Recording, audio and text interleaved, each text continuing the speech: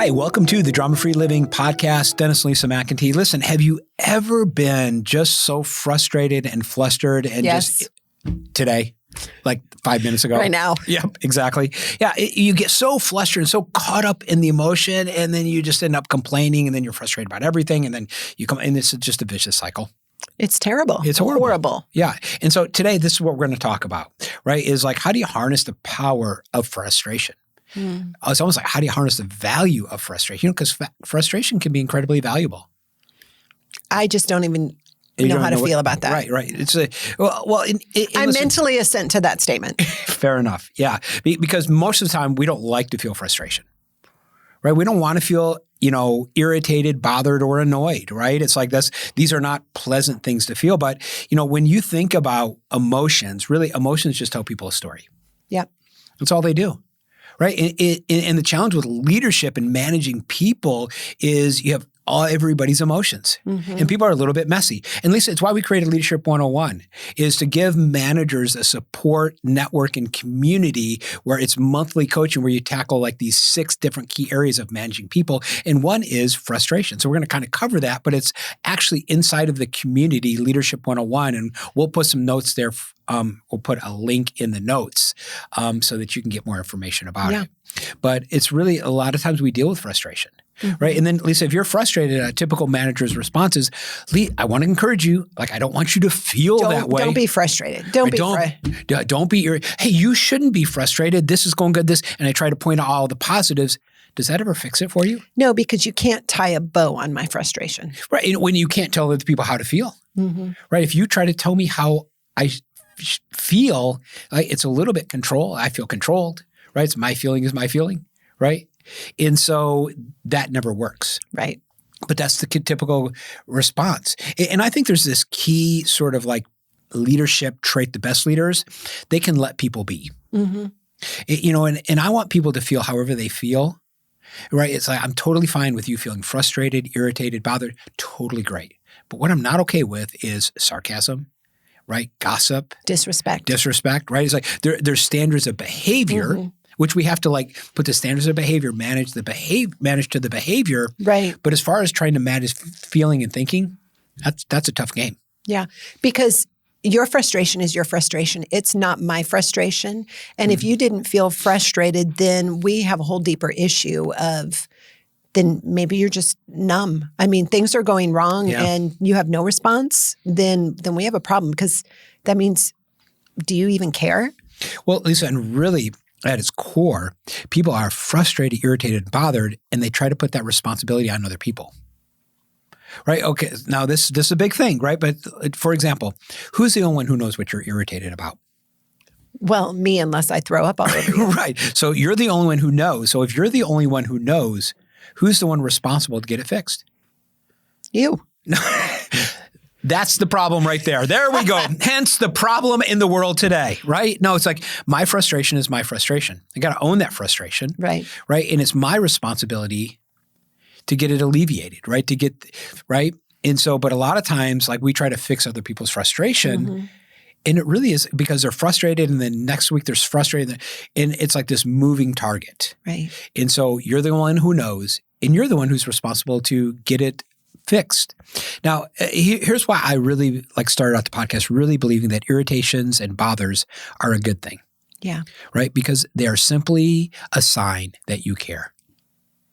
Right? That I am only irritated about things I care about. Right? There are things that irritate you that I don't get irritated about. Right. Because it doesn't matter to you. Right. Right. Things like, which that's a whole nother story. That's a whole nother issue. Right. That we are going to talk about when we're done. Well, I mean, things like a messy garage. Yeah. Right. And there's various degrees of pain to these things. I think that's super important. That's super vital is that there are varying degrees of frustration. Yeah. And it's at what point is your frustration enough for you to want to deal with it? Whether, you're dealing with your managers and the people that are under them, or whether you're dealing with your higher up or your family, whatever. It's some frustrations, it's okay. It's a small pebble in your shoe. But when it becomes this huge blister and it breaks open and you're bleeding all over the place, then it's past time to deal with the frustration. Yeah. So Don't wait for the frustration to get huge.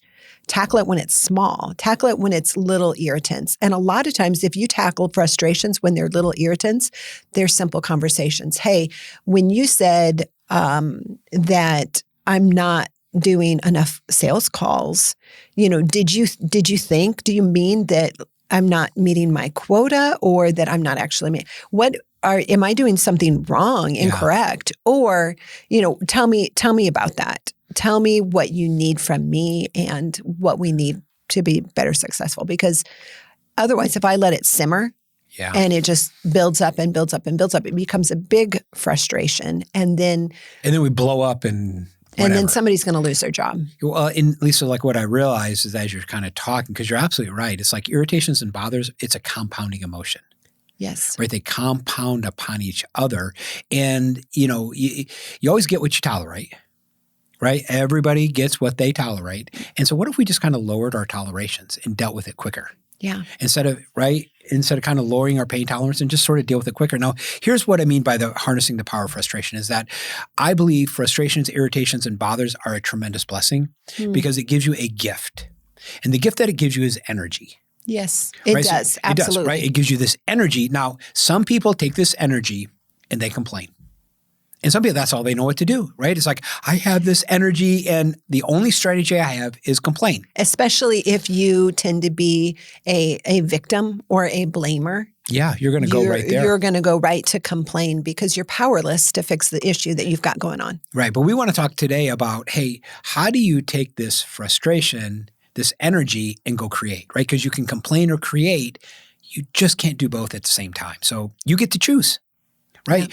Yeah. The choice is yours. You have the power of choice. You have the power of your decision, right? It's like you're frustrated. It's actually a sign. Yeah. It's a sign that you care. So it's a good thing.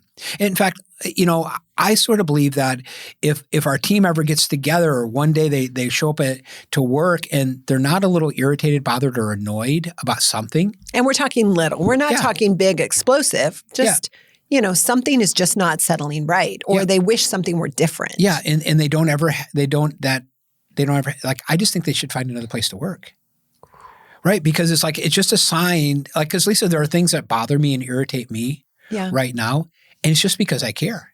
Yeah. Lisa, we had a team member. I just want to be careful with this.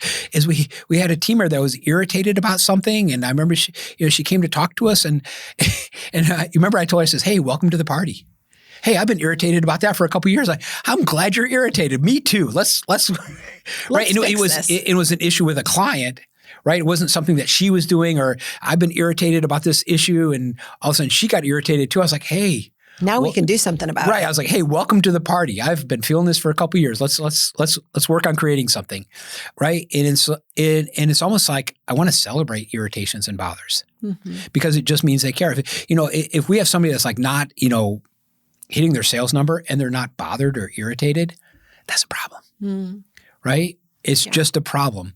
And so we want to just kind of flip it on its head and go, hey, it really is a good thing. You want to talk about how to harness the power of it, right? Because I think when you approach like aggravations, bothers as almost like a resource, right? Almost as raw material. Right. Hey, this is raw material, and I get an opportunity to take this raw material and transform it. Right? I get a chance to take this raw material and I transform it into something else. It's like, hey, it's actually good. Because we never change anything until we're frustrated about it. And how many things do we need to change, but we're not frustrated by it? Lisa, weight is a great example. Yeah. Right? Coming out of COVID, like I'd lost all this weight, and then through COVID, I'd gained like this extra 20 pounds. So you were the hunk, the chunk, or the drunk? I was the hunk, right? Or the chunk. You were the chunk. I was the chunk, right? And so, but I thought about it was at 20 pounds that I got irritated, bothered, and annoyed, just kind of a little pissy about it. And then I decided to change. But you know what I thought? I thought, man, I wish I would have gotten irritated at 10 pounds. Yeah. I wish I would have got at 10 pounds over past. I would have, but I didn't. Que sera. You were okay with that. I was okay with that. And 20 pounds is a lot harder to lose than 10. Yeah. Right. And so almost like this idea of like, hey, maybe you need to get frustrated quicker, a little irritated. Not that you go complain, but you want to take this energy and you want to go create. So now I'm going to say something too about some of these different emotion words. Sometimes people, if you say frustration, that's a 10. Yeah. Irritation, that's a 10. Bothered is maybe a 5. Unsettled is a 3. Aggravated. What would Aggravated. You put I'd put that at an 8. So if you're hearing when we say frustrated, irritated, whatever, and you're going straight to 10, because I tend to, I'm like, wow, that's really strong for me. That's not what we're talking about. We're talking, it could just be unsettled. Depending on how you hear these different words, thank you. Which is super, super important because your boss may hear irritated as a 3. You could say, I'm irritated about this. And he's like, oh, so it doesn't really matter. But I'm really angry about this. Okay, that's a 10. And so just even being able to communicate, okay, where is this on the scale of 1 to 10? Yeah. Like at what point, when it hits a 10, it's too far gone to deal with it. Hits a 5, try to deal with it when it hits a 5. If it's a 1 or a 2 or a 3, you might be able to live with it. But rather than dealing with something when it hits a 10 or even an 8, try to knock it out. Try to begin to address it when it's between a 3 and a 5. Yeah, and let's kind of give people, that's great. That's a great example because that is actually in like the coaching framework that we've created for this module. So if you join Leadership 101, this framework will be there for you and you'll walk through it. But that's great because we actually have you rate the frustration, right? Because sometimes like you can't fix everything. But here's what we don't want. We don't want you to be irritated, bothered, and just sit in it. And bake in it and feel powerless and feel like there's nothing you can do. And that's the big lie. Don't be a 5. Don't be a 5, an 8, or a 10 and sit in it and just leave it there. Right. But if it's an 8, how can you make it a 7? Right? Just lower the pain acuity. Just lower the acuity of the pain that is causing you. Right? Because some things like you can't solve overnight. I mean, a lot of our clients are staffing, right? And that's a huge issue. Well, a huge issue we've got going on right now. And here's the thing, probably for the next 3 or 4 years, welcome to the party, right? This is going to be a continual challenge, but there's always something you can do. But a lot of people, they have it and they just complain and nothing ever gets fixed. Yeah. Okay. So it's this idea of that it's a resource, that it's power. Now, typically when you think about this, when you're frustrated, okay, it's just a signal. Yeah. It's just information, irritated, bothered, information, right? It's that yellow caution light that comes on. Yeah. It's like, okay, you are, so, we're in the airport and they have these water bottle refill machines.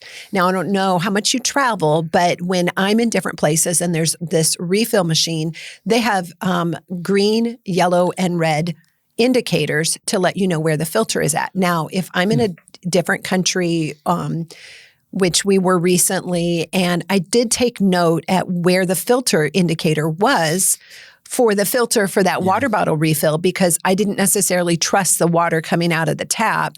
And so if that filter indicator was red, I am not going to take it. Yellow, it's kind of caution. So when you've got to kind of think about these signal indicators, if you're green, you're fine. You're yellow, let's take care of this because when it gets to red, it could be toxic or deadly. Yeah. And so like really kind of like gauging it. So Lisa, here's what I believe the information is telling us when I'm frustrated. Okay. It is simply telling me there's something I want or need that I don't have yet. Yep. Okay. So the question is when you're frustrated, well, what do I want or what do I need? Okay. And here's what's fascinating. When people bring me these frustrations, irritations, and bothers, sometimes I just say, well, hey, tell me, what do you want? And Lisa, they look at me like I have 3 heads.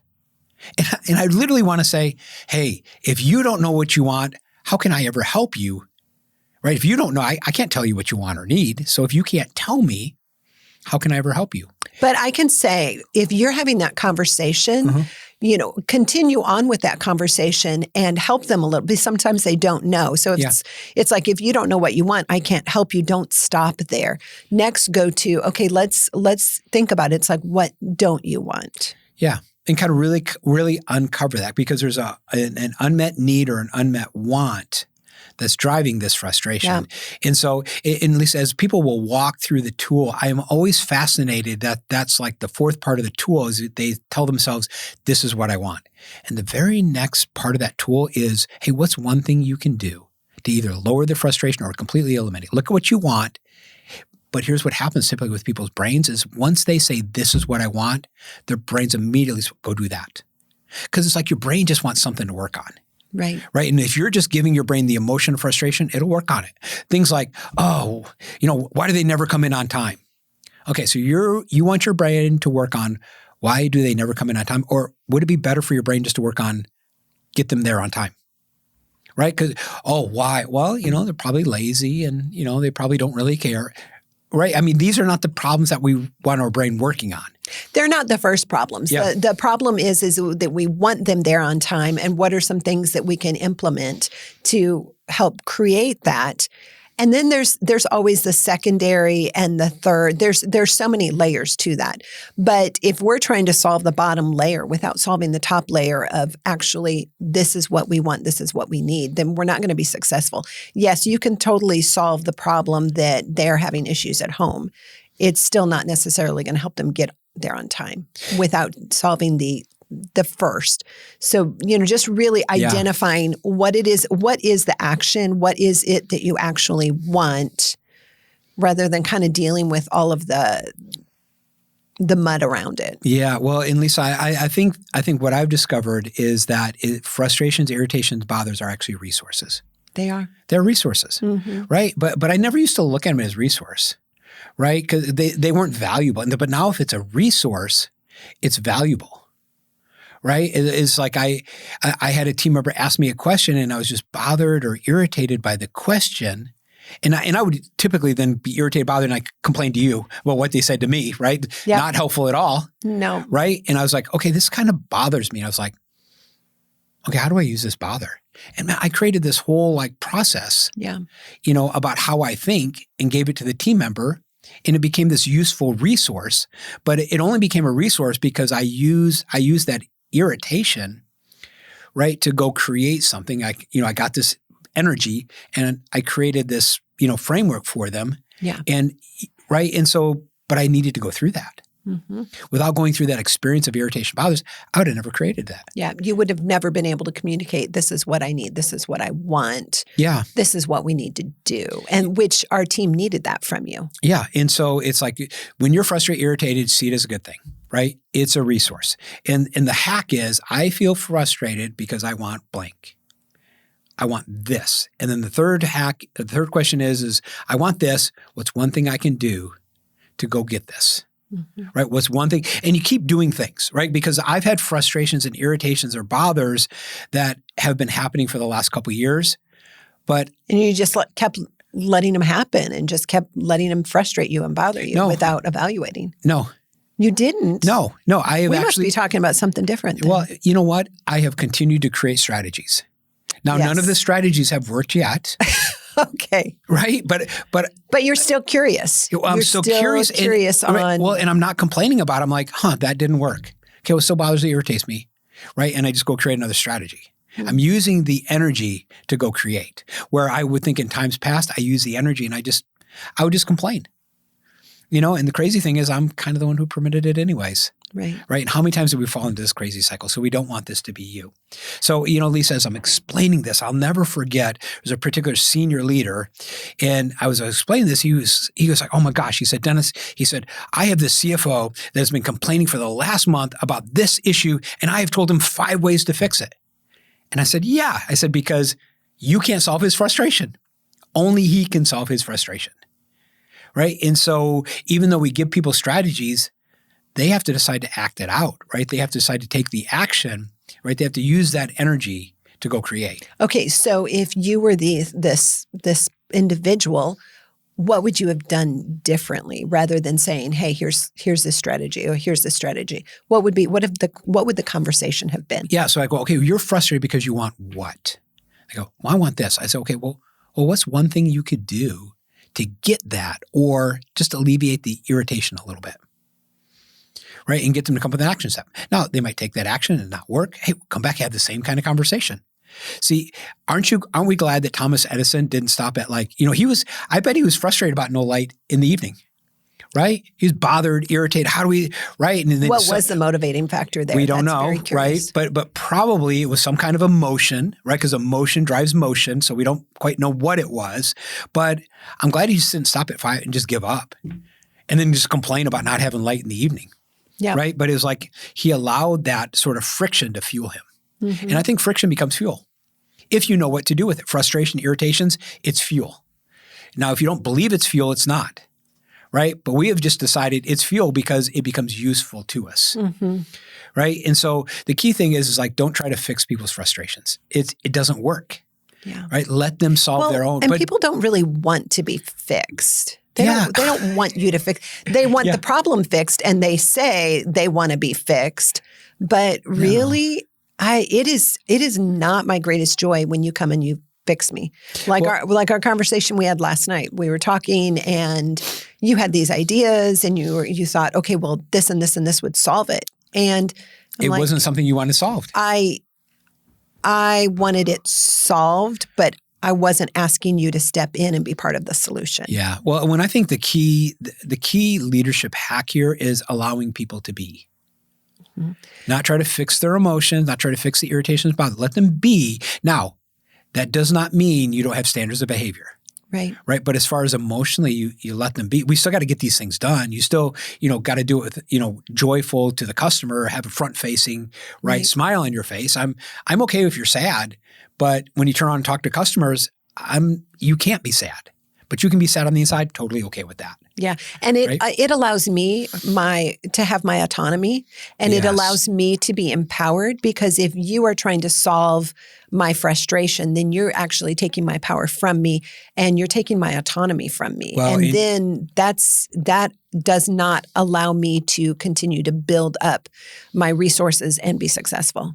Yeah, it doesn't allow you to grow, because here's the thing. I need frustrations to grow.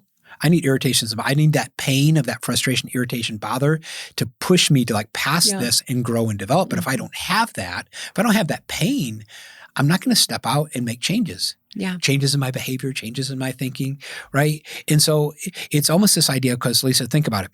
If I try to solve your frustration, you're telling me about your frustration, your irritations, which is really your experience. Yeah. It's your experience of the situation. And I try to fix that experience, I'm actually disregarding that experience. And when I disregard your experience, I disregard you. Yeah. And so actually, you're disregarding your team. You're disregarding people around you by disregarding their experience. And they have an experience of frustration, because here's the thing. Only you know what bothers you. There are things that bother you that don't bother me. Things that bother me that don't bother you. Right? And so I can't tell you, hey, don't be frustrated. Right? Well, how's that feel? Or you can't even say, well, why are you frustrated? Yeah. Because both of those are not productive behaviors, not productive conversations presented in that way. Yeah. And so it's this idea when I'm frustrated, it's a signal. I want or need this. So a key coaching question is, well, what do you want and need? What do you want, or what do you need? And then, well, what's one thing you could do to go get that or change that? And allow people that autonomy to almost like take their power back. And it's not a condescending conversation. It's okay, well, what do you need? Don't. It's all in the tone. It's in the tone. It's in the body language. It's rarely in the actual words that you use. And it's, hey, we're in this together. What do you need? What are you looking for? What's the result? And how can I partner together with you to accomplish this? Yeah, and Lisa, irritations are unique, right? It's like because you're a unique individual. So different people are irritated. And so if they're unique, here's the thing, they come from the inside, not the outside. All bothers come from the inside, not the outside, which means it's not the outside situations that's bothering you, it's something on the inside. Because here's the reality, is that, well, at least my personal experience, right? There are things that irritated me when we were first married that now 34 years later, they don't irritate me, and they still happen. Right. For one example is like I remember I always just get so irritated that we tended to like run like a little bit late. Right. And and we still kind of run late at times, but it doesn't bother me like it used to. Right. Did the timing change? No, we still run a little bit late at times. Right. But what changed is it doesn't bother me anymore. Right. Right. So it happens from the inside, not the outside. Mm-hmm. And so it's this idea is that it's something on the inside, which means it's something that you can control. Right. And so this idea of that you just continue to grow through them and use them as fuel. Right. Frustrations, irritations, they're fuel. So that's the hack. Lisa, any sort of things that are bubbling up for you? I think knowing that irritations and frustrations, whatever, feelings of being unsettled, when we step into them with boldness and curiosity, we step into that feeling of being unsettled or that feeling of irritation, and we're like, okay, what's going on? And what is going on that I don't understand, that I don't know? And what is it that I really need here? I need for our team to hit our sales goal. I need for our team to hit our sales goal. Everything in the company is hinged on it. So what are some creative strategies? And when I look into it, when I look at that with the curiosity, with the creativity, then it becomes a game. It becomes Tetris. And it's like, okay, how can I turn this piece and fit this? Well, okay, that didn't work. And, when you lose at Tetris is when you get all of these blocks all the way up and you don't have any more space for blocks to come down, but you haven't lost. You have to go way far down that road before you lose. But all of these little things are wins. And so when I'm curious about this unsettled or this frustration or what's not working, rather than taking it, if I wait until it is a 10 and it's an emergency, we're all in trouble. But if I can address these little things as we go, then we can succeed and we can win. We might not win every time and we might not have the answers, and what we do may fail, but we keep trying. That's really good. I think for me is that the problems that I'm frustrated about are not the real problem that I've realized. The problem is that I'm irritated about that problem. Right. And so the first thing I got to do is I got to get out of the irritation. Yeah. Right. And so, because the problem is now, the real problem is how you think about the problem. Because when I'm irritated or bothered, at least I think the problem is that I feel paralyzed. Right. And it's that paralyzed feeling. Right. It's feeling paralyzed that really is the issue. So getting out of it. So using the framework that we gave you today, it'll get you out of that paralyzed and get you into forward movement. Now, just realize that your actions might not solve it, but there's always something you can do. And the big drama phrase is like you feel like there's nothing you can do. Right. And that's the big lie. So go ahead. And, if this is intriguing to you and you want to continue the conversation on frustrations and how to harness this and how to deal with it, jump into Leadership 101. We tackle these every month, some of these things, and we really kind of get down on the nitty-gritty of how you can harness these. And it's super helpful to not let it go to a 10, but begin to address them more quickly, and then everybody wins. So frustration is your friend. Go use it as fuel, and we'll see you next time on the Drama Free Living Podcast.